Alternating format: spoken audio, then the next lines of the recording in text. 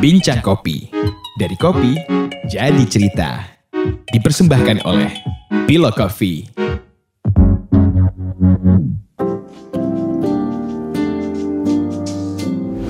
Selamat datang di Bincang Kopi bersama dengan saya Dian. Di episode ini telah hadir seorang sosok yang berhasil mengubah peta perjalanan industri kopi spesial di Indonesia, yaitu Bapak Andanu Prasetyo dari kedai Kopi Tuku. Melalui Tuku, dia berhasil membuat suatu produk yang menjadi penarik gerbong es kopi susu di Indonesia, yaitu es kopi susu tetangga. Bahkan es kopi susu tetangga ini punya julukan tersendiri, yaitu es kopi susu Sang Presiden. Lantaran Bapak Jokowi pernah mengunjungi kedai Kopi Tuku dan mencobanya. Halo Bung Tio, bagaimana kabarnya? Jadi Bung apa Bapak nih? Jadi biar gue bisa mau formal lah, mau santai nih. Santai lah. Santai, berarti Bung. Baik-baik, alhamdulillah Dian. Kabarnya baik ya? Alhamdulillah. Belakangan lagi sibuk apa nih Tio? Belakangan lagi sibuk ngurusin badan. Lagi sibuk, enggak deng. Kita Tuku sekarang lagi sibuknya tetap berusaha konsisten rasa dulu aja, terus mengenal tetangga-tetangga Tuku yang lain, karena pinginnya kan jadi jembatan nih. Jadi ya sebisa mungkin kita semakin kenal orang lebih banyak, tetangga lebih banyak, kita semakin punya ide harus bikin produk kayak apa lagi sih, harus bikin experience ngopi kayak apa lagi sih, gitu sih sebenarnya. Sambil ya bersaing dengan teman-teman yang sudah sangat besar di luar sana dengan funding dana yang cukup besar, tentu kita harus punya cara bersaing gimana yang masih bisa bertahan hidup tapi juga berkembang untuk industri kopi Indonesia. Oke. Kenapa menggunakan terminologi tetangga? Tetangga. Kenapanya kalau ditarik-tarik, misalnya tadi kita nyambung sama di sini aja deh. Kalau ingat kita berhubung kita lagi rekamannya di bangunan Pillow Coffee gitu. Salah satu momen yang gue rasakan melihat industri kopi di luar itu kan di Melbourne. Yeah. Saat itu juga bareng Hana soalnya. Nah di momen-momen itu juga gue ngerasa bagaimana yang gue value dari sebuah coffee shop ternyata bukan beans dan bukan rasa kopinya, tapi kehidupan ngopi di Melbourne saat itu. Dan itu gue rasakan salah satu coffee shop yang pertama gue datengin adalah sebuah coffee shop yang deket banget sama rumah yang tempat gue nyewa buat tinggal, which itu di daerahan, dan yang datang ke sana tuh juga tetangga-tetangga gitu, warga-warga sekitar doang. Dan yang gue nikmati itu benar-benar gue nggak peduli itu kopinya apa soalnya, dan yang gue nikmatin ngobrol-ngobrolnya, vibe, berbagi energi positifnya gitu. Plus gue pernah dikasih sama Loyan tentang tulisan bagaimana warung kopi menjadi logo sosial di tahun 90-an. Nah dan dari situ berarti sangat-sangat jelas benang merahnya bagaimana warung kopi itu hanya menjadi tempat sosial, tempat kita bertemu. Dan gue pribadi sebagai barista saat itu juga yang gue nikmatin adalah saat bikinin kopi, terlepas kopinya itu apapun, tapi gue menjawab apa yang diinginin sama tetangga tersebut. Dan dia akhirnya karena deket rumah, dia jadi datang tiap hari dan mau belanja itu tiap hari. Jadi makanya buat gue dalam membangun Tuku, buat apa gue ngomongin industri kopi Indonesia yang lebih luas kalau orang sekitar gue aja tidak ngopi lebih banyak. Nah makanya waktu itu target terkecil gue adalah tetangga gitu. Dan berhasil itu ya? Berhasil alhamdulillah sih. Ya melihat dulu perasaan bikin kopi udah kalibrasi dari jam 7 pagi baru ngopi jam 9 yang datang 2-3 orang. Tapi sekarang baru buka toko aja udah ada yang ngopi, ya buat gue alhamdulillah berhasil sih. Mantap. Tapi beneran kita kalibrasi susah payah pagi-pagi kalau nggak ada yang beli tuh sedih sih. Baru datang siang gitu iya, ya kan? Pelanggannya. Kalaupun datangnya siang yang kita kalibrasi udah berubah lagi kan. Ya. Geser terus ya. Iya, jadi teknis. Ini Bung, sebagai pebisnis, kalau keluarga sendiri ada pengaruh untuk membentuk karakter lo dalam berbisnis? Keluarga? Oh, ngaruh banget. Karena gue juga merasa apa yang dalam menjadi seorang pebisnis atau pengusaha itu karakter itu penting. Dan itu menjadi modal kewirausahaan. Dan makanya gue juga sempat sharing sama teman-teman yang salah satu mau usaha yang paling penting adalah kita kenal siapa diri kita, apa mau kita, apa yang kita bisa gitu. Dan dalam hal ini siapa guanya itu kan tergantung dari bagaimana keluarga membentuk karakter dari pribadi Andanu Prasetyo kan. Nah jadi saat itu gue sadar bahwa bagaimana keluarga Jawa santai, tidak punya ambisi terlalu besar, ya itu makanya kelihatan Tuku sekarang bukanya gitu-gitu aja, cabangnya sedikit, yang penting buka, yang penting ada tamu, which kayak gitu. Tapi sebenarnya pengen juga bagaimana bokap bagaimana kita di value orang adalah saat kita memberikan manfaat untuk orang lain. Nah makanya juga akhirnya tercermin di tuku bagaimana udah nih bikin kopinya udah seneng.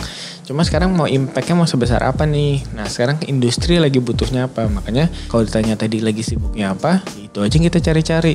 Apalagi yang bisa kita lakuin ya, yang bikin kita jadi seru, bisa berkreasi, mencari ide, apalagi bisa ngasih impact ke industri kopi gitu. Jadi ya kalau dibilang berpengaruh keluarga, sangat-sangat berpengaruh sih. Oke.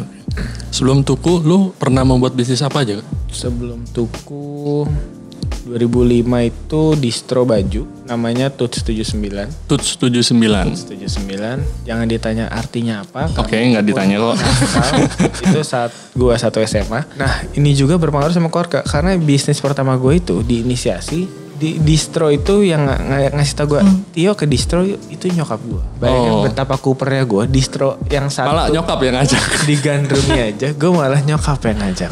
Terus nyokap juga punya ada pavilion di Cepete itu dipergunakan, yuk bikin toko baju. Sana kamu sama kakak bikin proposal buat bapak, ke bapak gitu. Udah itu bikin. Nah itu unsur keluarga sudah kental di situ. Dari situ gue bikin Tuts. Biasa anak SMA kan, taunya yang penting ada yang laku, ada yang beli, udah seneng. Ternyata bokap ngasih tahu bahwa mempoint out bahwa kayaknya itu nggak sehat deh. Dan benar pada saat gue jalan sampai kuliah, masuk ternyata kuliah gue kuliah bisnis. Itu pun tidak sengaja. Gue kuliah bisnis karena tuh kampus deket rumah aja.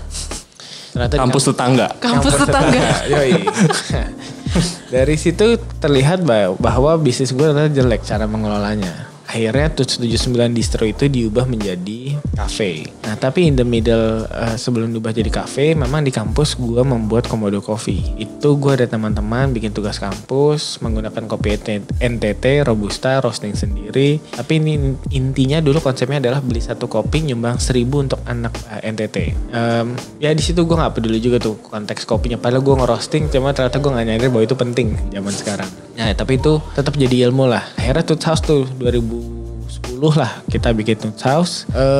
Berjalan terus sampai sekarang alhamdulillah. Tapi di tengah jalan gue juga mencoba membuat Coffee on Wheels bersama teman-teman kopikeliling.com, Raymond. Tuh bikin pop up coffee bar. Terus pernah bikin manajemen kreatif buat bikin event gitu. Sama terakhir bikin baju untuk anak-anak. Tapi yang jalan sampai sekarang cuma F&B dan kopi akhirnya. Yang jalan cuma F&B ya? Nah kan banyak tuh ternyata. Terus berbagai bidang juga lagi kan? Oke. Apa pelajaran yang lu dapat yuk selama mengelola bisnis-bisnis tersebut? Aduh apa ya? Ini harusnya kalau momen-momen kayak gini penting nih jadi kayak quotes-quotes gitu. Cuma gue gak tahu sih Yan. Tapi yang gue juga pahami, satu, laporan keuangan itu sepenting itu. Oke. Apa mau kita orang accounting, orang finance atau bukan, selama lo mau bisnis cuma itu bahasa yang bisa nunjukin bisnis kita sehat atau enggak. Laporan keuangan. Mau bentuknya beneran atau cuma buku kas juga nggak apa-apa gitu. Itu satu hal. Kedua, menurut gue passion itu ditemukan. Pesan bokap gue juga pernah bilang, jadilah orang yang bisa menyukai apa yang dijalanin, bukan jalanin apa yang cuma disuka, yang dia suka. Gitu. Jadi saat itu gue juga paham kalau dibilang gue suka kopi, gue sering minum kopi, sama sekali tidak gitu. Tapi gue cuma ngerasa kecil demi kecil sharing, kita ngobrol malam-malam di Vilo gitu. Akhirnya banyak perspektif baru kan. Dan akhirnya di kampus juga diajarin bagaimana kita mencari menjalankan sesuatu yang beyond bisnis gitu, beyond profit gitu. Ya jadinya ternyata di industri kopi banyak ya ruang buat kita melakukan improvement gitu. Ya sudah sekarang akhirnya gue cuma mencoba menjalani menyukai apa yang gue jalanin, yaitu si kopi. Ya akhirnya berusaha sedemikian rupa memberikan impact ke industri gitu. Itu lain lagi. Satu lagi tadi masalah passion, selebihnya masalah mungkin prinsipnya gini. Kalau orang bilang katanya sukses itu nggak banyak orang yang sukses, berarti jalur yang dia lalui sudah pasti nggak boleh gampang. Karena itu deviasinya dia kayak gitu kan. Nah jadi dari situ gue melihat bagaimana saat gue membangun sebuah usaha, make sure dia gak boleh gitu-gitu aja gitu. Karena kalau ketebak orang bisa tahu cara yang ngapain, produknya apa, berarti nanti hasilnya juga akan ketahuan gitu. Jadi kalau emang kita menjadi orang yang sukses dan berbeda, ya make sure kita punya energi dan punya kemauan untuk mengambil jalur yang lebih ribet sih. Itu sih. Jadi ribet nih jalan ninjanya nih ya. Jalan sunyi. Jalan sunyi. Gitu Gitu-gitu kali. Kalau yang lain-lain mungkin ya bisa dilihat dari toko-toko buku sekitar lah pembelajarannya. Dan dari semua bisnis lu yang paling fenomenal itu Tuku ya, memang ya menarik perhatian banyak orang. Nah kan tadi lu juga bilang sebelum Tuku lu diriin tuh lu melakukan penelitian gitu ya atau riset. Ya gue tahu tuh lu sempat risetnya selain di Australia itu yang sama Hana yang ikut juga di Jogja dan Bali gitu.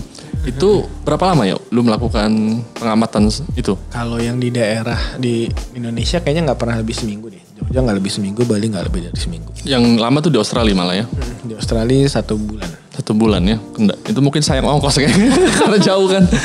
Mubazir. Selain Jogja Bali Sebenarnya atau banyak gitu ya? Tetap sih. Jadi kalau dibilang sampai sekarang gue jalan-jalan tetap riset. Pun pasti riset. Oke. Karena kembali lagi ternyata semakin kita belajar semakin sadar bahwa gue nggak ngerti apa-apa tentang Indonesia gitu.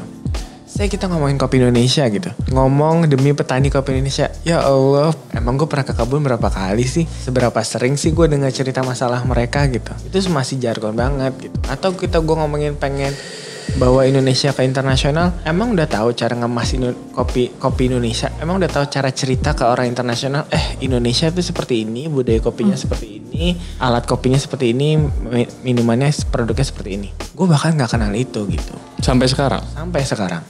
Jadi kayak sekarang gue mau ngomong kopi Indonesia nggak berani. Sampai nanti minimal nih, misalnya gue udah pernah ke Takengon, gue udah pernah ke Pontianak, gue udah ke Makassar. Pokoknya kantong-kantong tempat kopi dirayakan lah ya di Indonesia nih ya. Gitu, ayo deh ngomongin gitu. Kalau sebelum itu kayaknya diam dulu aja deh. Coba dari hal-hal yang kecil dulu aja, tetangga-tetangga sekitar dulu. Terus sih sebenarnya. Tapi sekarang udah berkunjung ke banyak daerah dong sejak Tuku ini berkembang. Daerahnya tapi belum, yang tadi gue bilang belum. Makan belum itu ya, yang tadi Takengon dan sebagainya gitu. Betul. Sebenarnya pengennya tahun ini, cuma ya. Kenapa belum? Nggak ada yang ngajak? Perlu gue ajak ya? Prinsipnya kalau kita tahu sama-sama tahu, gue kan mager banget. Jadi kayak iya deh nanti gitu kan. Jadi kadang-kadang mungkin itu baik lagi, gue secara pribadi terlalu mager dan kurang punya perencanaan yang baik. Padahal kalau gue mau, mungkin kita bisa membawa kopi Indonesia lebih baiknya lebih cepat lagi nih dengan segera mendatangi area-area tersebut dan mencari ide gitu. Tapi baik lagi ya terlalu nunda-nunda gitu. Rasanya juga waktu kita ke Melbourne juga, itu juga kalian kan yang mendorong memancing kayak yuk lucu ya kali ya kita ke Melbourne gitu. Gue yang nggak ikut tapi belum punya paspor sama KTP waktu itu Mar. Ngompor-ngomporin doang. Oh gitu, gue kira itu keren banget ya Vilo ya, kayak sayang berangkat 1 orang aja, kita harus saklek gitu. Asal teknis, nggak ada KTP saya ya. Sekarang udah punya kan Mas? Iya dong, kan udah berdamai. Oh siap. Dulu berapa lama nih lu ngerumusin konsep dan rencana bisnis Tuku? Kalau ngonsepin kayak cepet banget, karena gue baru mulai mengkonsepin Tuku itu ya begitu dapat tempatnya. Jadi gue rasa kurang dari sebulan. Oh lu nyari tempat dulu baru? Bahkan nggak nyari. Jadi mungkin kalau yang nggak tahu, gue bikin Tuku 2015. Itu memang pada saat Toots House sudah dibuka 2010 kan kata setelah 5 tahun bisnis F&B akan bergonjang-ganjing tuh. Yaudah mulai lihat-lihat, tapi gue belum mulai cari-cari. Tapi gue dapat tempatnya pas lagi nongkrong sama tukang parkirnya Toots House. Bang, itu tempat kosong bang, kecil. Itu disewain. Iya. Tapi nggak tahu deh, ntar saya tanya dulu. Yaudah tanyain bang. Pasti ditanya cukup terjangkau harganya. Mulailah main Excel tuh di kamar kan. Punya apa ya? Bikin apa ya? Pas dites, gue punya mesin roaster sekilo, punya mesin roaster 300 gram, punya alat manual brew beli di Pilo. Nganggur banyak banget kan, cuma asal beli-beli dulu. Ya apain nih grinder. Ya udah bikin warung toko kopi aja. Nah kembali lagi tuh di flashback dong. Tapi kan dari dulu gue nggak pernah mau bikin toko kopi karena buat gue nggak cuan lah gitu bisnisnya. Investnya kemahalan. Nah ternyata pas gue utak-atik, gue bisa nih bikin toko kopi Tuku ini di 2015 dengan budget yang cukup rendah. Terus membayangkan gimana caranya orang bisa beli lebih banyak dari sebelum-sebelumnya gitu. Kayak dulu di Toots House kayaknya gue buat jualan kopi 10 kilo sebulan tuh susah banget gitu. Pengen gitu ngeliat kayak di Melbourne gitu rame gitu. Kayak susah banget. Bahkan gue udah nawar-nawarin kayak udah pakai kopi yang enak-enak, kayak manggil orang-orang kopi yang hits itu kayaknya nggak juga. Tetap susah ya. Tetap susah gitu. Nah, mungkin di situ gue mempelajari juga tuh tadi. Ternyata tadi kalau gue harus nanya pembelajarannya tentang ekspektasi. Ini nggak ada ngomong yang benar salahnya. Sesuatu yang benar tapi dikomunikasikan yang salah, akhirnya ekspektasinya berbeda. Nah akhirnya hasilnya tidak seperti yang kita inginkan. Nah makanya akhirnya gue coba nih bikin tuku dengan budget yang seadanya. Ya pengemasannya ya suka-suka gue, karena buat gue pokoknya gue ngitung gue harus balik modal itu jualan 80 cup sehari. Di saat gue di Toots House kayaknya cuma jualan 20-30 cup sehari. Malah lebih besar ya target Lebih besar tuntutannya. karena gue pengen harganya lebih murah. Karena itu yang gue dapetin dari Melbourne juga gitu. Harga kopi sama gaji tuh gak beda jauh. Kerja sejam tuh bisa ngopinya 5 kali gitu kan. Gimana di Indonesia bisa gitu? Ya udah, gimana cara kita cari beans yang terjangkau, cari resepi yang masih gak mahal-mahal kosnya tapi rasanya masih enak gitu kan. Nah makanya konsepnya bikinlah si tetangga itu. Prinsipnya kan tahu tuh betapa galaknya orang-orang kopi Indonesia kan. Gitu kan, supaya gak disalahin kan. Ih kok kopinya gini. Nah kita bilang itu kopi tetangga. Lihatin kopinya tetangga punya orang. Jangan disalahin dong. Satu mungkin kopi tetangga lebih hijau, mungkin kopi tetangga lebih enak gitu. Aman ternyata. Aman. Emang serem ternyata ya orang kopi ya. Asli. Makanya ya misalnya kayak masuk ke tuku, ini gimana sih ngerosting tapi pakai mesin JS3, grindernya 3 tapi ada mesin sealer kayak es cappuccino cincau gitu. Oke. Nah kan itu juga dipertanyakan sama orang-orang. Ini kopinya murah tapi pakai JS3, ngerosting tapi kok nggak ada manual brew, gimana kan lagi hits gitu. Terus nggak specialty, dibilang specialty? Enggak, saya bukan specialty. Tapi kopi susunya Arabica. Tapi kopi susunya Arabica. Tapi kalau mau dicek grade-nya ya silakan dilihat aja grade-nya itu pakai apa. Kalau sekarang kedai kopi nggak ada mesin segel cappuccino cincau, aneh ya. Nggak specialty sekarang. Specialty. Kopi specialty itu cirinya ada mesin segel.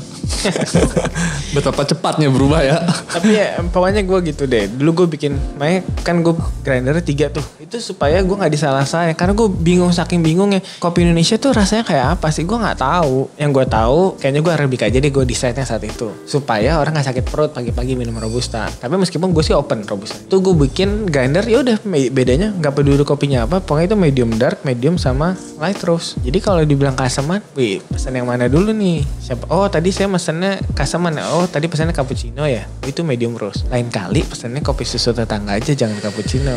Beansnya pakai yang ini soalnya gitu-gitu. Jadi kita main aman, beneran main aman gitu. Begitu orang nggak mau ngomongin kopi susah, kasih aja kopi tetangga pokoknya. Udah ini pakai gula aren, gula merah, rasanya gitu, gak asam, insya Allah. Tapi begitu mau banyak cincong nanya ini itu ya udah nih. Pesan cappuccino, piccolo, pilih beansnya mau yang mana. Ada yang medium, ada yang light roast. Menyesuaikan berarti ya. Betul. Kadang Kok serba juga ya. betul. Kadang gue suka nitip juga kan. Kok minta kopi kayaknya dong nitip dulu kan. Dulu gue satu-satunya kopi luar negeri yang gue masukin itu kayaknya soalnya. Karena lu punya pengalaman menarik soalnya sama kopi itu ya. Dan buat gue, since lidah orang kita tuh lidah mecin ya, jadi butuh rasa yang tuh distinktif gitu. Ya pada gue saat itu belum ada geisha kayaknya kan, jadi ya Belum jamak. African Belum tren. Iya. Belum jamak, susah nyarinya. African coffee rasanya tuh udah paling berasa tuh bedanya. Ngomong-ngomong tuh serba nih, yuk. Seinget gue lu dulu juga pernah punya produk atau menu harganya Rp5.000 sampai Rp10.000. Betul. Nah itu apa sih yang lu inginkan dari menu tersebut? Kembali lagi tuh bagaimana gue tidak bisa mendefine industri kopi Indonesia, market Indonesia ini maunya apa. Jadi bisa dilihat dari situ, Tuku pada saat di awal itu menjual produk dari ada yang harga 5.000, ada yang harganya 9.000, 10.000, ada yang 18.000, ada yang 25, ada yang 35. Yang 35 itu pakai karamel, biar kayak boleh kayak Starbucks gitu kan. Ya kayak Starbucks. Gue jual 25.000 itu supaya gue bisa jualan kayak kopi specialty yang pakai natural proses dan lain-lain, cuma harganya gue turunin 5.000. Biasanya 30 gue 25. 18.000 itu buat yang kopi medium dark roast. Itu gue pakai kopi grade 1 tapi pakai gula. Karena buat gue yang gitu kan kopinya udah agak gelap, gak ada karakternya, ya kasih gula aja dikit. Itu pun cuma setengah saset kok biasanya. Terus jual yang 9.000, 10.000. Itu prinsipnya kan orang kadang-kadang pendapatan orang tuh sedikit ya. Iya. Nah uangnya udah habis nih buat beli pecel ayam nih makan siang. Mungkin dia punya sisa uang 10.000 pengen ngopi di kafe. Nah gue bikinin aja kopi kecil sambil ngajarin ada namanya piccolo loh. Karena gue pribadi gue senang piccolo gitu. Iya. Jadi gue bikin kopi kecil ini dengan konsep seperti espresso gitu, minum cepat aja gitu. Gue pikir itu tuh Tuku yang bakal laku, gak mikirin itu es. Dan biar pada inget, Tuku dulu dari awal tidak ada es kopi susu tetangga. Jadi gak ada es dari awalnya. Adanya es yang 5.000 itu. Yang malah 5.000 nih gue inget banget tuh ya, tinggal ngambil di kulkas waktu itu ya. Bahkan dulu gue taruh di cool box di pinggir jalan. Karena gue tahu, gue kan pengen menjembatani orang supaya minum kopi lebih banyak. Jadi gue juga pengen yang naik angkot S11, tukang bajai, tukang parkir itu mau beli kopi. Tapi gue juga paham mereka pasti malu masuk ke dalam. Jadi lu keluar taruh di luar. Taruh di luar, tinggal ambil, bayar 5.000, kasih lewat jendela ke Citra sama Budi gitu, kasarnya gitu. Cuma itu kopinya apa? Itu kopi gue bilangnya 4 in 1, 3 in 1 plus susu. 3 in 1-nya biasa kopi gula creamer. Nah bedanya kopinya adalah kopi kalibrasi. Setiap pagi kita pasti buang-buang sekian gram kopi kan. Nah buat gue itu kan juga partnya si petani naik turun gunung ngupas-ngupasin kan. Cuma dia gak cocok aja tuh di kalibrasi hari itu, makanya dibuang. Nah gue kumpulin aja, gue jadiin minuman. Berarti tetap Arabica ya? Betul, tetap mahal itu sebenarnya 5.000 perak. Mungkin gak untung waktu itu gue tanya, lu hitung? Enggak dihitung, gue juga gak tahu. Singkat gue dulu ngomong gitu waktu itu kan. Iya. Daripada terbuang saya. Iya karena fokus awal itu sih ya, buang sama tadi jembatan tadi ya orang. Betul. Dan itu gak berhasil ternyata? Berhasil, terlalu berhasil. Yang 5.000 ini? Jadi gagal, bisnis gue gak sehat. Terlalu berhasil. Karena ya belum dihitung juga. Betul, karena jadinya orang naik mobil pun beli itu. Oke. Ini udah cukup enak kok, dingin. Ngapain harus beli yang 18.000 gitu ya? Iya. Oke, gue harus wise, gak boleh nih bisnis gini nih. Oke, kita hilangkan dulu ya sejenak. Itu berapa lama menu itu ada? Aduh gak inget gue. Gak inget lah ya? Gak nyampe setahun sih. Gak nyampe setahun. Akhirnya itu pas menu 4 in 1 itu kopi susu tetangga belum ada juga kan? Yang dingin. Akhirnya pernah ada momen jadinya ada. Karena orang ngomongnya gitu kan, tapi gue pengen dingin. Jadi gue beli itu. Yaudah gue buatin yang dingin ya. Nah baru deh itu mulai research and development deh. Akhirnya bisa menggantikan kopi 5.000 itu yang 4 in 1, 4 in 1 itu ya? Yes. Kalau nggak repot juga tuh ya. Dia belum ngitung loh Mas. Serius waktu gue tanya Yoti, ya untungnya gimana ya? Gak tahu gue juga. Ngalir aja katanya. Berarti sempet barengan tuh ya si 4 in 1 sama kopi susu tetangga. Sempat ada momen bareng. Betul. Nah pas bareng si 4 in 1 ada di kulkas di dalam. Pajang. Tapi terbatas aja stoknya. Limited edition. Padahal 5.000 doang tapi limited edition. Pernah nyoba lu, beruntung lu Mar. Oh iya. Jadi menyaksikan pengalaman awal ya kan. Sebuah sejarah. Kalau resepnya es kopi susu tetangga ini lu buat berapa lama tuh kira-kira? Kalau masih ingat. Cepet juga ya. Kayaknya gak nyampe seminggu. Termasuk cepat ya. Cuman mungkin pengembangannya gitu ya, setelah dibuat diuji coba lagi itu yang bikin lama. Dikomentarin, tapi itu cepet kok. Bahkan hitungan hari deh. Karena itu prosesnya adalah cuma pengen bikin. Abis itu ya itu di gua lagi sholat di masjid ngeliat tukang cendol, cobain aja beli cendol deh. Oke. Nah kan kalau gue lihat juga produk lu tuh yuk di kemasannya juga di apa katanya di print gitu ya. Nah itu lu ide dari desain tuh dari mana yuk? Gini, kalau buat ngejawab itu, gue malah dari awal Tuku itu dikenal sebagai minuman yang di kantoran atau di agensi. Pokoknya ada minuman harga 18.000, enak, nggak ada. Tapi kita nggak tahu itu apa namanya orang-orang. Itu di Gojek pokoknya. Gelasnya di seal, polos, terus sedotannya juga bening, terus plastiknya panjang. Jadi dulu orang foto-foto itu dan dibahas di media sosial adalah karena nggak ada logonya justru, polosan semua. Karena malah polos dulu ya. Tapi terjangkau katanya harganya.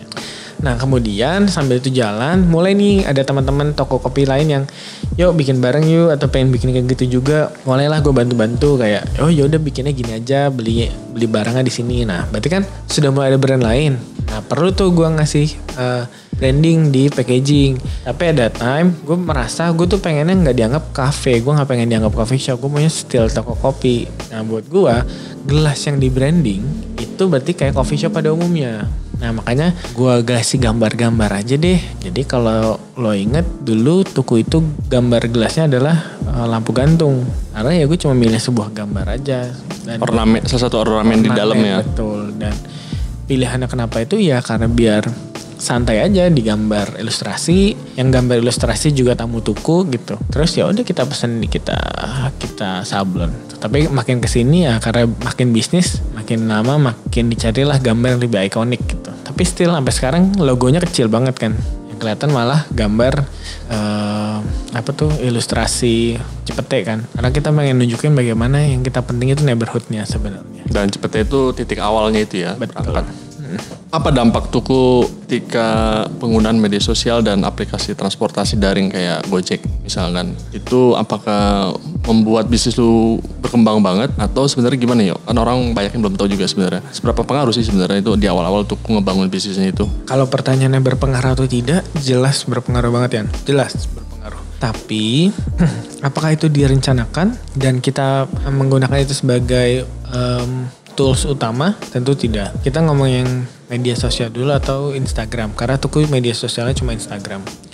Kalau teman-teman lihat juga yang dengerin bisa lihat di Instagram itu kita jarang ngepost dan yang dipost juga bisa dilihat dari captionnya, dari fotonya. Bagaimana ya kita seadanya sebenarnya. Jadi kita tidak memfokuskan di media sosial. Cuma dulu gue pribadi bikin Instagram karena supaya orang ngeliat Tuku kayak apa sih Tuku. Nah dia bisa lihat tuh, gue gak bisa bikin website, gak punya biaya buat bikin website. Lihat aja Instagram. Nah makanya di Instagram di awal fotonya tuh foto interior, fotonya foto orang-orang yang lagi seru-seruan di Tuku. Karena buat gue yang orang gak bisa rasain tuh kalau produk dia bisa pesan nanti lewat Gojek atau dia nitip temen. Tapi feel-nya, nah itu yang gue pengen tunjukin, yaitu muka-muka orang-orang yang datang ke Tuku. Tapi barely udah that's it. Gue cuma pengen pas orang mau tahu Tuku dia bisa lihat. Tapi alhamdulillah ternyata di Cipete itu juga banyak orang kreatif atau banyak anak muda. Terus dulu kita suka ngepost-ngepostnya yang lebih santai kan. Nah ternyata itu lebih works daripada foto produk yang canggih terus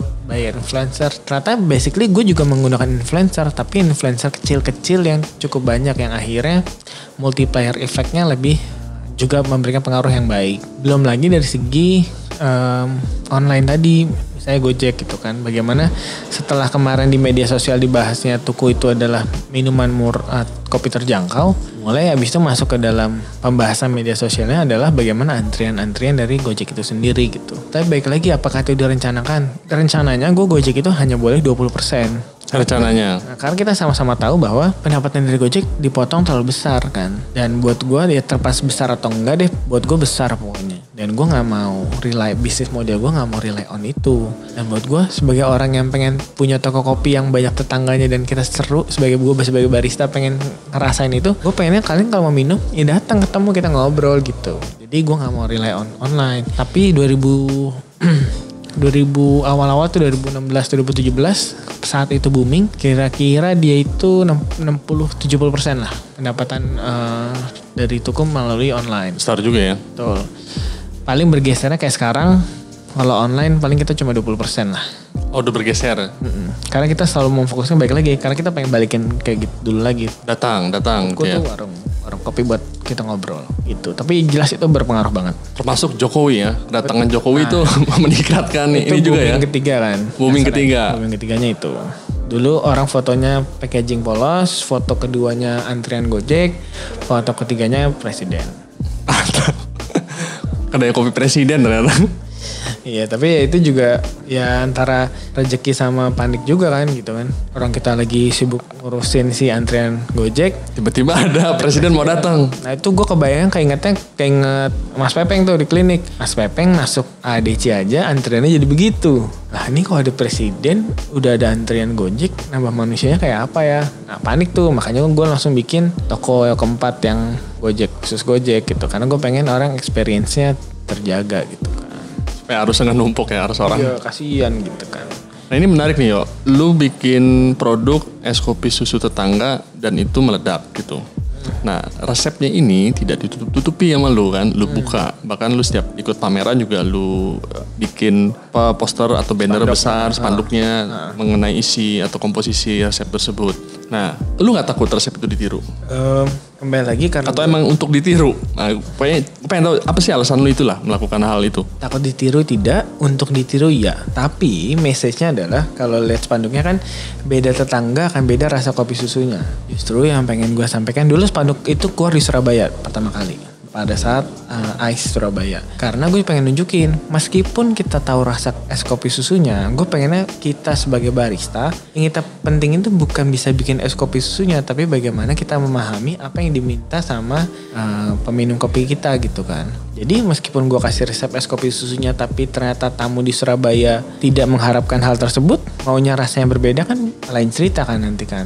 Nah makanya kembali lagi karena gue juga di industri kopi ini udah dari 2008, gue tahu betul untuk membuat es kopi susu ini tuh mudah sekali. Dan the magicnya bukan di resepnya, tapi tentang bagaimana kita men-treat resep itu sendiri ke tamu-tamu kita. Dalam hal ini gue dengan tetangga toko gue. Ya alhamdulillah itu kan rasa itu dibentuk menggunakan tetangga toko cepet yang ternyata diamini secara orang banyak sekarang ini. Makanya kalau dibilang takut, sama sekali nggak takut. Nah semakin, dan karena gue juga orang yang bikin kopi, gue tahu betul untuk meskipun gue kasih resepnya, hasilnya bisa beda ternyata. Iya, kita kan tahu betul. Kita gue bilang espressonya sekian mili pun kalian nggak tahu yield ekstraksinya, kalian tidak tahu roast profile-nya. Gue kasih susu dan krimnya, tentunya dengan treatmentnya diapain kita nggak tahu. Gulanya gue bikinnya kayak apa, di ekstraksinya sekental apa juga pada nggak tahu kan. Jadi nggak ada alasan lah ya untuk ditiru, takut ditiru karena emang pasti akan beda gitu. Dan inevitable juga kan, pasti akan ditiru juga. Okay. Kita orang akan mencari cara gimana caranya buat ditiru. Mau nanti hijack pegawai kayak mau nanya-nanya langsung ke pegawai. Tapi baik lagi justru gue pengen nunjukin dan gue ngingetin juga ke teman-teman barista tuku bahwa inti dari semua ini bukan es kopi susu gitu. Inti dari semua ini adalah bagaimana kita membangun sebuah experience yang sangat nyaman buat orang datang ke toko kopi kita gitu.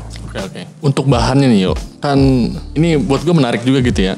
Tuku sebagai penarik gerbong es kopi susu di awal menggunakan Arabica sampai sekarang. Terus lu berhasil, banyak yang ngikutin, itu kan juga biasanya bisnis yang ngikutin sesuatu yang sudah berhasil lebih dulu. Nah cuman entah gimana di tengah jalan ada perubahan, Robusta. Jadi seolah-olah sekarang kalau kita ngomong es kopi susu adalah Robusta gitu. Nah padahal Tuku sendiri adalah Arabica. Dan bahannya pun setahu gue ya, pemasok lu kan juga salah satu yang dikenal sebagai pemasok kopi spesial. Misalnya kayak Classic Bean, terus Adena dan sebagainya. Bisa dibilang kopi lu berkualitas bagus. Mungkin spesial atau grade 1. Cuman lu bisa cerita gak sih? Sebenarnya lu pakai bahan yang kayak gimana yuk? Ya kayak yang lu bilang, gue susahnya gini, gue pengen jelasin secara teknis, tapi gue bukan orang yang tersertifikasi bisa ngomongin grading beans. Tapi gue simple aja, gue dalam muncul ke industri kopi ini gue senang untuk bikin kopinya, tapi gue juga orang bisnis. Jadi gue ngomongnya bukan dari segi teknis gradingnya, gue cuma ngomong gue punyanya harga sekian, kalian bisa ngasih green bean apa. Jadi lu pakai plafon gitu ya harganya? Betul. Soalnya prinsipnya ginian, dulu dari zaman kita, dulu gue pernah beli green bean sama lo juga kan. Dan nawar ke Vilo tuh juga gak gampang kan. Tapi karena gue juga tahu bagaimana hubungan Vilo ke suppliernya. Jadi ini bukan masalah tawar-tawaran. Kita bisa nawar saat pembeliannya juga besar. Nah baik lagi kalau kita mau bantu petani kopi Indonesia, hasil obrolan kita dengan teman-teman juga kan, emang kenapa petaninya? Emang mereka ada masalah? Kayaknya enggak. Nah paling gampang kan adalah beli aja rutin dan jelas gitu kan. Baru makin banyak kita bisa tuh saingan sama eksportir. Kita bisa nawar-nawar. Nah sampai gue di tahap itu gue gak berani nawar-nawar.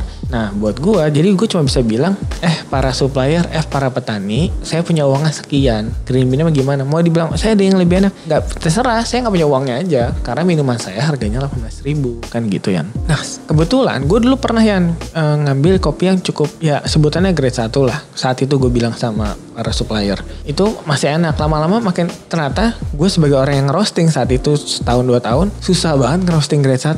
Daripada gue di omel-omel nanti, kok di hoppernya, iya terus ngeliat kok belang-belang, mungkin gue juga kali gak ngerti cara roastingnya ya. Jadi akhirnya gue naikin terus gradingnya. Tapi gue mencari titik tengah sama supplier bagaimana gue mengkomunikasikan kalau gue mengambil kopinya sampai sekian, waktu itu karung, gue harganya sekian ya, atau sekian ton gue harganya sekian ya, atau usahain deh harganya gimana aja harganya supaya masuk lu jual 18.000 itu ya. Exactly. Dan dalam hal ini gue mencoba membangun hubungan yang gue beli, saya nggak apa-apa ini di kopi lah. Misalnya dulu juga sama Mas Hendra gitu. Sekarang Pantan Musara sesuatu yang seru banget kan dipakai-pakai kan. Zaman dulu ya, yang gue cuma tahu, kenapa gue ngambil sama Mas Hendra bukan karena kopinya enak, tapi karena orangnya enak.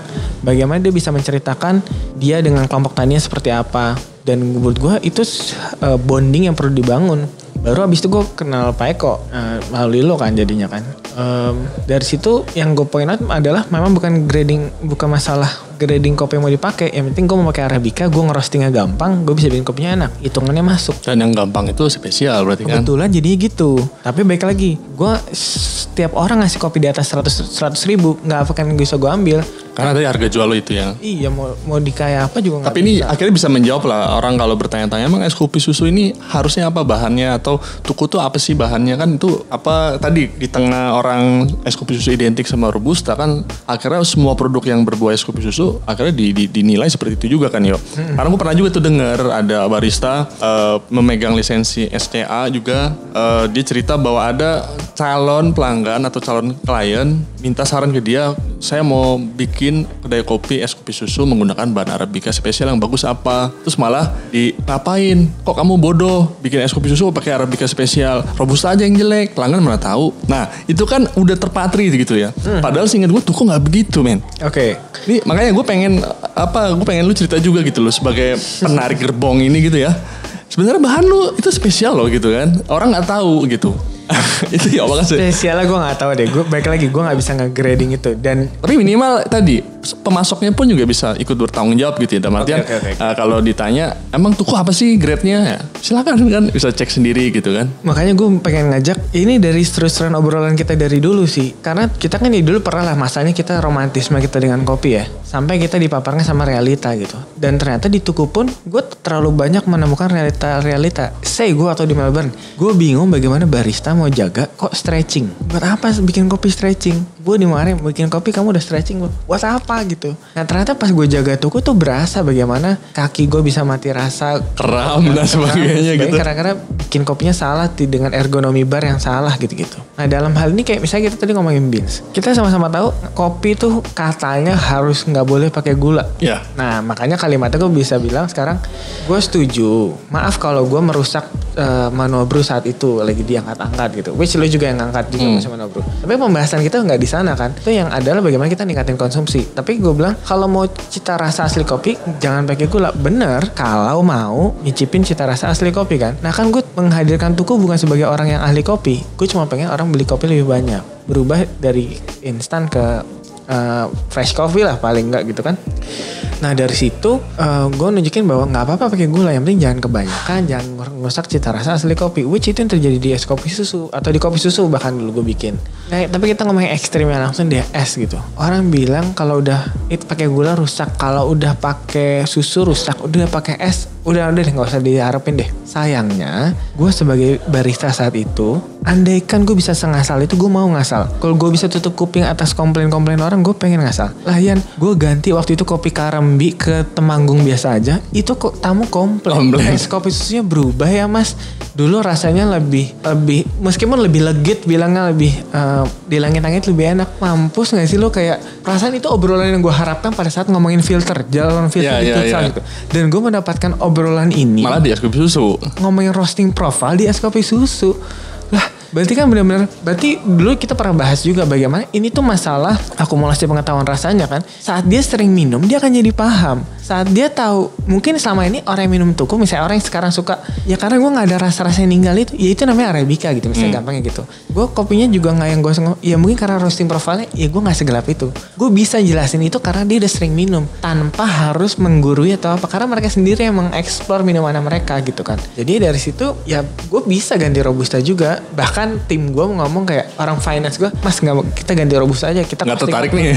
Costingnya bisa biar rendah loh gitu-gitu. Gak bisa, kebetulan mau bikin pakai Robusta Tuku boleh, tapi bikin minuman baru karena gue nggak bisa merubah rasa itu. Es kopi susu tetangga ini yang sudah dikenal banyak orang soalnya. Betul.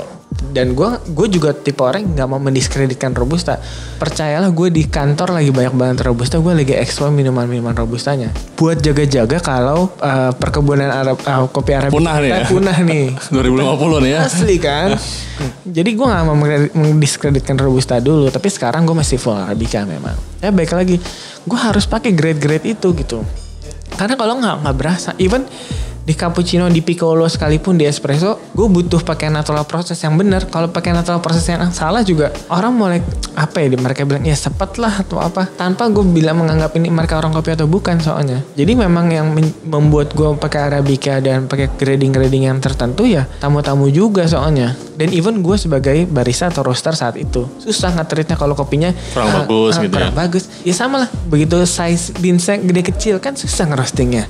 Simpel aja gitu ya, pakai kopi bagus biar gampang aja kerjanya ya. Iya. Kayak gue dulu pakai grinder Anfim biasa gitu. Buat gue tuh gue seneng bentukannya aja. Masuk sama lekuk-lekuknya GS3 gitu. Gue pengen pakai GS3 juga. Gue maunya beli, meja gue kecil, gue harus beli satu grup tapi harus bisa di scale up banyak. Ya GS3 doang saat itu. Saat itu jawabannya itu ya. GS3 Speedster, nggak mungkin dong gue beli Speedster gitu kan. Tapi kalau beli 2 grup kegedean listriknya juga, pokoknya nggak sanggup deh. Beli grinder. Saat itu gue ngerti kenapa kita harus pakai flat bore sama conical, akhirnya paham pas ganti measure bore gitu. Meskipun beli secondan, cepet ya, enak ya. Ngaruh ke speednya gini. Sampai gue pakai GS3 pakai 2 porta, ya itu gue paham itu masalah speed tuh akhirnya gitu. Ya dan banyak lah, akhirnya gue memberanikan diri pakai puck press gitu. Ya karena gue sama-sama tahu kasihan bahu anak-anak gue kalau harus bikin kopi sekian. Dengan skala jumlah pesanan ya yang besar itu ya. Tapi balik lagi semua yang gue gunakan, terus ngapain mas pakai La Marzocco? Percayalah tuh gue udah coba pakai nggak La Marzocco, tapi ternyata penurunan suhu itu mempengaruhi espresso yang kita simpan buat jadi es kopi susu gitu. Ya gue bisa bahas teknis juga gitu. Okay. Cuma ya bukan itu, tapi intinya eksplorasi kita di mesin, di beans, di kualitas barista, ya itu based on kebutuhan pasar aja gitu. Nah pendapat lu gimana nih Yo, melihat perkembangan es kopi susu sekarang identik dengan kopi jelek? Ya gue cuma bisa bilang sama teman-teman atau sama teman-teman kopi susu lain yang brandnya yang masih menggunakan mesin yang proper, masih menggunakan beans yang proper, ya prihatin, tapi ya sudah, itu life lah, kehidupan gitu ya. Ada orang yang mau cari cepet kan, mereka mau cari cuan gitu. Nah kebetulan gue juga cari cuan, tapi juga pengen meluruskan hal yang bisa kita luruskan gitu kan. Jadi ya stick dengan permainan kita aja gitu. Selama gue masih dengar emang beda sih Yo, kalau ke tuku kopinya beda sih. Cuma ya gue kalau dekat kantor gue cari yang deket, gue cari yang promo ya udah gue nggak bisa ngasih promonya gitu. Tapi selama gue masih dianggap iya rasanya beda sih Yo, nggak bisa bohong sih. Udah cukup itu buat lo ya. Cukup sih. Karena ini masalah waktu kok. Masalah waktu ya. Betul. Gue yakin lu pernah denger nih omongan ini Yo. Apa tuh? Tuku ini merusak perkembangan kopi spesial dengan es kopi susunya. Pernah denger Yo? Aduh, harusnya gue gak boleh ketawa nih. Pernah denger kan ya? Pernah dong. Gimana pendapat lu Yo? Setelah mengetahui hal itu Yo? Iya. Gue sediakan Yo buat lo ya gimana lah, ayo ruangnya nih. Ya gimana ya? Kalau kan itu masa perspektif ya Yan. Ya kalau perspektif mereka sangat specialty dan sangat secinta itu dan menganggap kopi yang normal itu adalah specialty, ya wajar dong. Tapi kan kopi lu spesial juga gitu loh. Itu yang gue jadi bingung. Lah, Tio ini menggunakan kopi spesial loh. Dan yang menariknya gini Yo, yang mengkritik itu atau yang misuh-misuh itu, sekarang kalau bikin es kopi susu malah kopinya jelek. Seperti yang gue bilang tadi kan, dia punya lisensi barista SCA, bahkan ketika mau bikin es kopi susu ingatnya kopi robusta jelek gitu loh. Padahal ngeliat perkembangan tuku dia marah-marah gitu. Atau maksudnya sebagian pihaknya marah-marah, tapi pas ketika dia akhirnya kan, mungkin marah-marahnya dulu kan ya. Iya, belum tergoda sama cuan-cuan ini gitu ya. Tapi pas udah ada peluangnya besar, ini kan menarik gitu ya. Maksudnya dia mengkritik. Kan waktu gue kemarin di ICP tuh acara Div, gue bilang kalau mau nyalain es kopi susu ini merusak perkembangan kopi spesial, bukan ke pelanggan gitu ya. Maunya kopinya murah, maunya enak. Tapi kita, karena yang pelaku kopi spesial yang es kopi susu yang sukses itu kita juga orang-orang kopi spesial gitu. Jadi kita yang bangun, kita juga yang ngerogotin gitu. Waktu gue juga nyebut tuku gitu. Kalau tuku dianggap ini sebagai perusak, loh harusnya kita nudingnya, bukan ke tuku kita loh. Buktinya Tio pakai Arabica spesial, kita malah robusta gitu ya. Bukan berarti robusta ini direndahkan ya. Cuma maksudnya tadi gitu loh, kan kategori juga beda, ada fine sama specialty gitu ya. Betul. Jadi lu respon lu itu gimana ya? Kan maksud gue oke ya kalau dia orangnya bukan spesial, tapi sih ternyata lu ngeliat perkembangan sekarang kan pelaku-pelaku kopi spesial yang jualan es kopi susu yang dulu ngenyek-ngenyek lu gitu ya. Baik lagi, gue bilangnya setiap orang punya sisi romantisnya sendiri di industri kopi. Mungkin yang dulu orangnya itu, ya itu orangnya lagi romantis dan sama industri specialty, atau masih fresh-freshnya pulang dari San Francisco atau pulang dari Melbourne gitu. Ya, ada apaan nih? nggak menarik lah gitu kan. Ya wajar aja. Tapi gue pun nggak sedikit bahwa orang-orang yang bilang gue dulu gue nggak nganggep lo banget sih yo. Cuma ternyata works ya kayak gini-gini ya. Terus kita mau gimana lagi? Justru abis ini kita bisa ngapain lagi gitu. So basically orang industri kopi ini memang gue melihat itu benar-benar terlalu kecil dunianya. Jadi begitu ada masalah seperti ini, take it ke perasaannya tuh terlalu cepat gitu. Padahal kayak yang gue selalu bilang, guys, industri ini belum jadi sama sekali. Kita bahkan tidak tahu apa yang diingin minum sama market Indonesia. Terus apa yang kita sanggup tanam di Indonesia ini gitu. Terus kita sanggupnya diapain tuh kita pun nggak paham industri ini. Terus ya dari situ dan kita jangan civil war dulu. Gue selalu ngulang-ngulang itu karena udah akuran-akurannya dulu gitu. Makanya gue sorry to say nih kalau kalian lihat Instagramnya tuh ada postingan ada mukanya Henry, ada Aga, ada Ojan, ada Isman. Itu juga salah satu buat iseng-isengan gue kayak mereka pun datang kok ke toko gue. Jadi jangan para pendekar pada zaman itu. Itu pendekarnya zaman itu juga beda tuh. Iya. Saat itu pendekar yang datang biasanya orang-orang yang kopi baru sama orang baru punya sertifikat. Oke. Jadi ya ini mereka aja minum-minum aja gitu. Jadi gue juga pengen nunjukin gue bukan baru-baru amat di industri ini. Gue juga kenal sama orang-orang ini gitu. Tapi gue cuma melihat perspektif gue terhadap industri adalah seperti ini. Gap antara Robusta ke Starbucks ke specialty itu kejauhan. Harus menurut gue untuk orang paham sama rasanya harus ada penengah kayak gue gini. Kalau nggak ada yang mau bikin brand itu yaudah gue yang bikin. Makanya gue nggak mau dibilang specialty tapi jangan bilang gue pakai kopi asalan. Misalnya juga dibilang kopinya Tuku itu ampas kopi yang diseduh lagi. Ya pernah denger juga gue. Lu cuma cerita juga tuh. Iya kan kayak lah lu kan baristanya emang lu paham kan pupak itu nggak bisa diseduh lagi kan. Lu gue bilang gitu sih. Cuma kan ya udah cuma bisa kasihan aja gitu kalau cuma bisa ngeliat perspektifnya dari situ. Tapi ya alhamdulillah sekarang kita ngomong ya para sales mesin happy gitu. Ya. Sales sirup happy. Bahkan gula aren gitu. Sekarang jadi lu membuka industri baru loh yo di dunia kopi nih, gula aren loh. Nah ya misalnya kayak gitu kan seneng ya. Bahkan jadi gue ngajak teman-teman di kantor, ayo guys, gue pribadi gue jadi nagih nih ngasih impact kayak ini, terus seru juga ya. Apalagi kalau waktu itu alhamdulillah gue sempat ngundang Pak Eko ke kantor. Bagaimana Pak Eko menanyakan kalian paham nggak kenapa Tuku diberikan kelancaran seperti sekarang? Bagaimana ini kita bisa besar ini kayak karena apa? Pak Eko merunut itu kayak kalian buka market baru di gula aren, kalian ini loh pengaruhnya dari hulu ke hilirnya. Berarti kan sekarang bagaimana kita semakin paham itu, kita nggak akan berantem lagi tuh fokus-fokusan harusnya gimana kopinya. Karena kita nggak mau ngomong benar salah lagi kan. Fokus ke dampak aja tadi ya. Asli gitu kan. Atau zaman dulu kita berantem antara petani asosiasi sama non asosiasi gitu ya. Gitu kan. Ya Allah, kalaupun udah menang aja nggak tahu mau kemana. Kalaupun yang dia udah juara 1 terus kenapa juara 1? Kalau dia udah jadi di asosiasi terus kenapa? Nggak ada yang bisa jelasin juga. Jadi buat gue ya gue mendingan seru-seruan aja sama ekosistem kita sendiri. Nah kalau kita bisa bangun ekosistem yang lebih asik, gue rasa makin banyak juga kok orang asing yang akan masuk gitu. Mungkin jadi lu menolak lah ya tudingan bahwa Tuku itu merusak kopi spesial di Indonesia.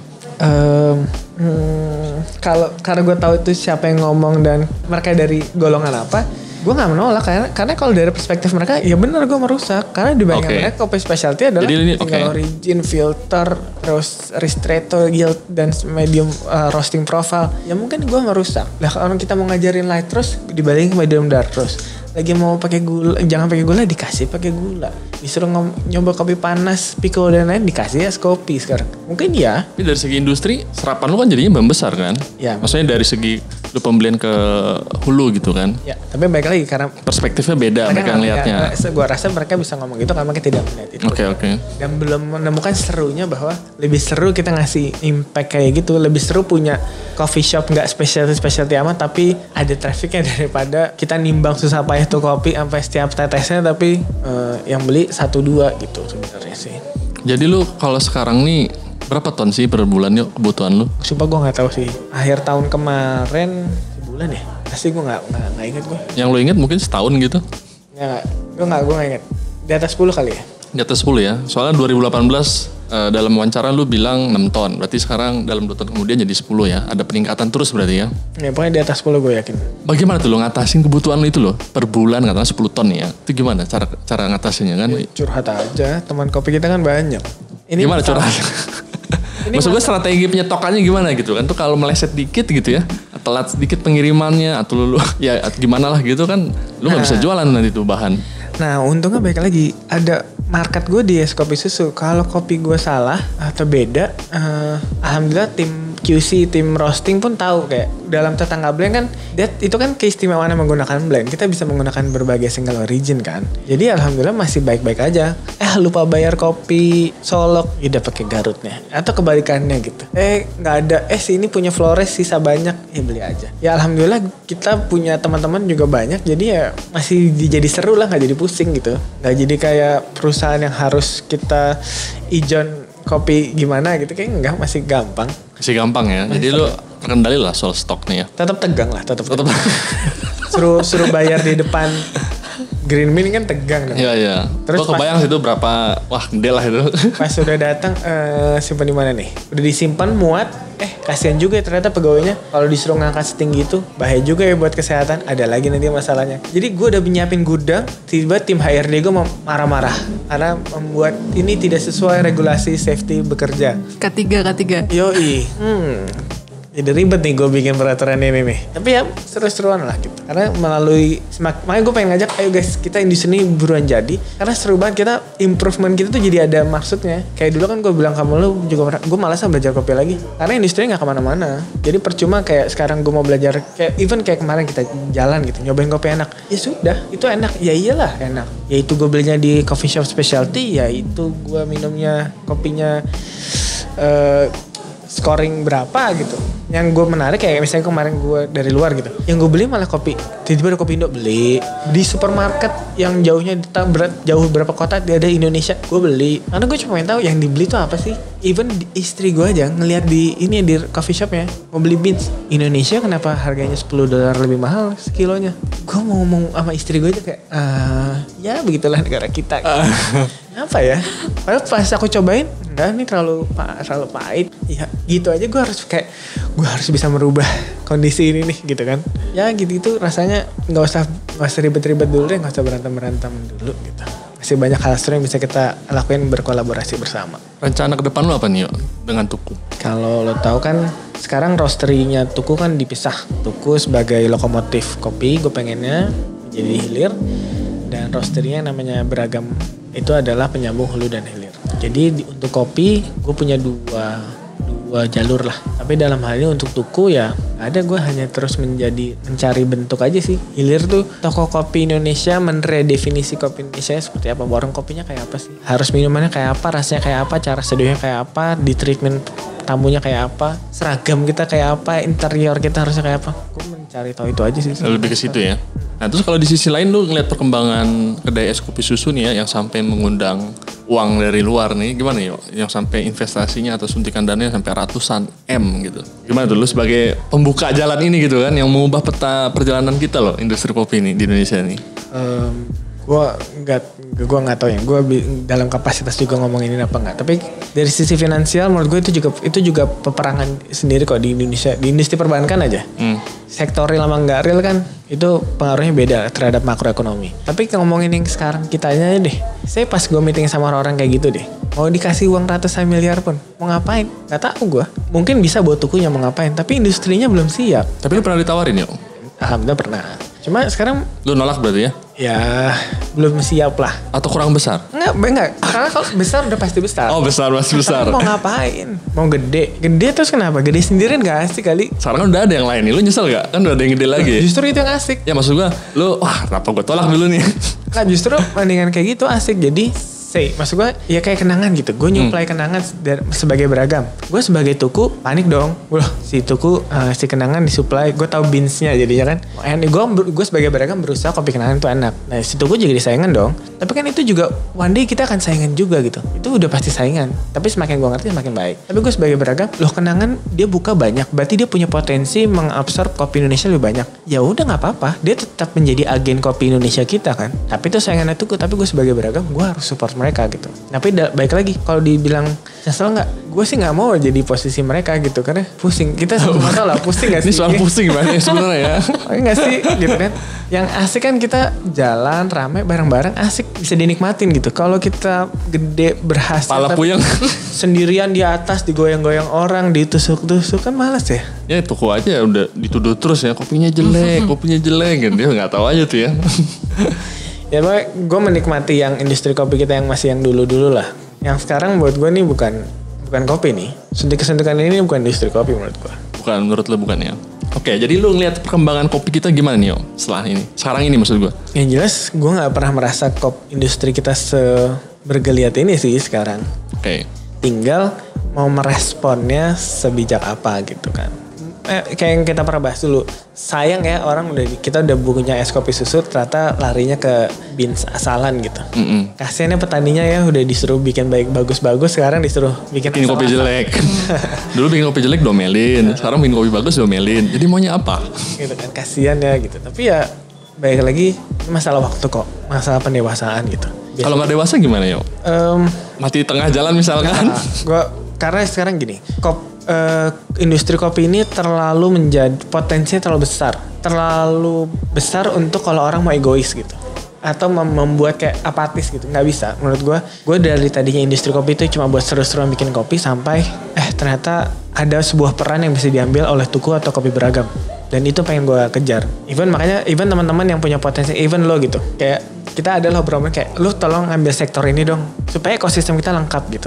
Karena menurut gue potensi industri ini terlalu besar buat kita jadi udah malas udah ganti industri gitu. Sekarang pertanyaannya gimana caranya kita sambil nunggu orang dewasa, sambil cari waktu, kita bisa ngenyangin perut kita juga gitu tanpa harus salah kaprah. Makanya biar nggak salah kaprah itu kan kalau buru-buru pengen cepat, pengen instan, jadi salah kaprah. Tapi kalau kita ngomongin pelan-pelan, tetap silaturahmi satu sama lain, tetap jaga menghormati rahasia perusahaan satu sama lain, rasanya sih kita kayak akan baik-baik aja deh. Jadi menurut tuh kekisruan sekarang ini kurang dewasa kita ya? Ya bahkan gue bisa bilang, gue sih mencoba nggak menganggap ini ada kisruh gitu. Karena yang kalau kisruh memang lagi ada yang itu romantisme lagi kesenangan aja main. Ya, jadi fase lah ya ini ya. Betul. Ada masa. Even kayak pendekar gitu. Kayaknya gue pernah deh jadi pendekar. Kita pendekar pada awal lah Tio. Iya pasti pernah kok. Cuma Bori tuh saksi kita tuh. Pak Bori ya nggak? Makanya kayak even Bori gitu. Bor, lu kayak harus keluar deh. Masa lu di Cepete gak keluar jadi siapa-siapa? Lu roster yang pertama lu di Cepete gitu. Karena kita bisa saling ngingetin gitu kan. Kita fokusnya di situ. Padahal kalau kita ngomongin kita sama Bori aja itu udah seru aja. Iya, nanti Pak Bori kita undang nanti. Jakarta Coffee House nih.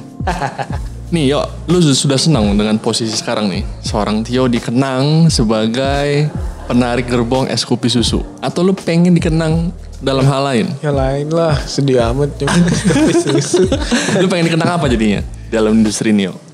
Bukan masalah guanya sih, tapi kan intinya orang lihat Indonesia ingat kopi Indonesia, ingat brand gua gitu aja sih. Brand lu banyak, yang mana ini? Yang kopi aja. Nggak Tuku deh gitu.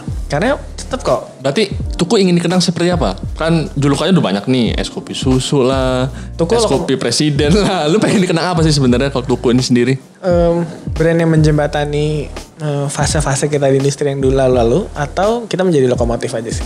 Lokomotif ya. Kalau lokomotif sih gue rasa udah berhasil ya. Terus lah, kita harus terus. Karena ya kita sama-sama tahu yang lainnya terlalu besar gitu. Ya berarti kita lokomotifnya kecil banget kan. Sekarang lu pengen apa jadinya melalui Tuku nih? Dampak gitu. Maksud gue konteksnya dampak. Justru abis ini menjawabkan, kalau gue suka bicara, tugas gue pribadi di industri kopi adalah satu, meningkatkan konsumsi kopi Indonesia. Itu gue bikin melalui Tuku. Satu, Tuku. Tahap keduanya memperbaiki apresiasi. Itu bisa menggunakan brand-brand lain, menggunakan gue pribadi dalam ngobrol-ngobrol. Ketiga, memperkuat ekosistem.